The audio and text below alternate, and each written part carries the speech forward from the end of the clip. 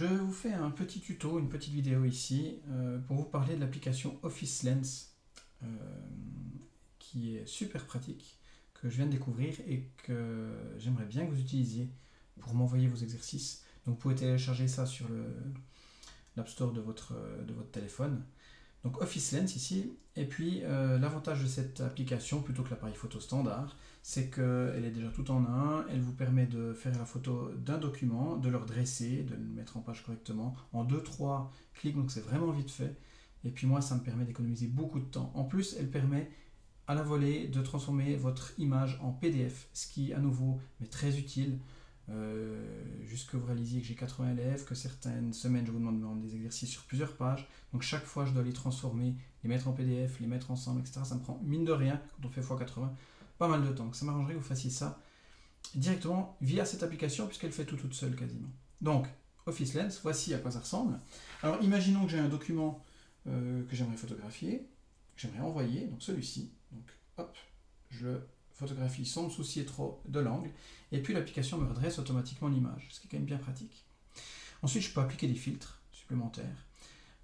Donc ici c'est sous automatique, je peux mettre en noir et blanc si j'ai envie, hein, ou en nuance de gris, de noir, etc. En bas à droite, vous voyez qu'il y a mode. Si je vais dessus, je peux encore mettre en tableau blanc, c'est encore meilleur, on arrive encore mieux à lire. Ça allégera d'autant votre fichier également. Donc vous voyez la différence entre ce que j'ai fait ici et puis ma photo de départ. Donc souvent vous m'envoyez des choses qui ressemblent à la photo de départ. Ici c'est quand même beaucoup plus pratique de travailler avec ça. Donc voilà, donc, comme je disais, je peux mettre en noir et blanc hein, si j'ai envie, noir et blanc, tac. Quand je suis satisfait, alors je peux encore faire des annotations. En haut vous avez différentes options, hein, comme tourner le document, faire des annotations. Donc imaginons que je vais y écrire, voilà, je vais faire un petit dessin, et puis pourquoi pas mettre du texte, hein, salut, hop, chose de très utile, ne le faites pas alors s'il vous plaît, pour rien, hein. Tac, voilà. Et puis j'ai un deuxième document que j'aimerais envoyer. Donc à ce moment-là, je vais en bas à gauche sur Nouveau. Je prends mon deuxième document, je fais une photo. À nouveau, sans me soucier de l'angle. Je fais le traitement, donc dans Filtre, je peux le mettre en noir et blanc. Je vais déjà mettre en tableau blanc. Tac, Filtre, noir et blanc. Voilà, je suis satisfait.